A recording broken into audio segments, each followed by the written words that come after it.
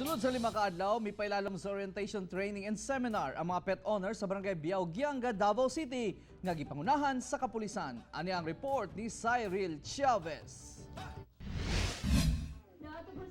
Nagbalampuson ang gipahigayon nga 5-day orientation training and seminar alang sa mga pet owners sa barangay Biao, Gianga, Davao City. Gitapos kini pinaagi sa usa ka programa kung asa giila ang mga pet nga nahimong outstanding atol sa ilahang training. Ang Labrador nga si Baste ang midaog sa Pet Walk Show. Regular walking daily, morning. Samtang atol sa closing ceremony, naghatag sab og mga libreng tambal ug bitamina ang mga nagkadayang sponsors isip tabang sa pag-alaga sa ilahang mga hayop.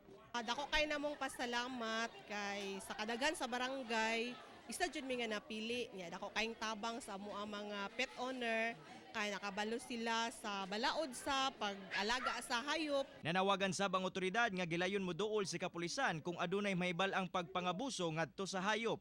Pinaagi sab sa programa makabaton og responsible pet ownership ang mga taga-barangay Biao, Gianga. Gyapon ta, nagadawa ta og mga complaint regarding sa mga katunggi pang maltrato nga mga iro.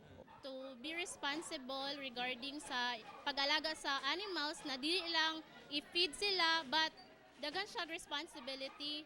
Kailangan sila properly vaccinated, tapos kailangan po sila na properly hygiene.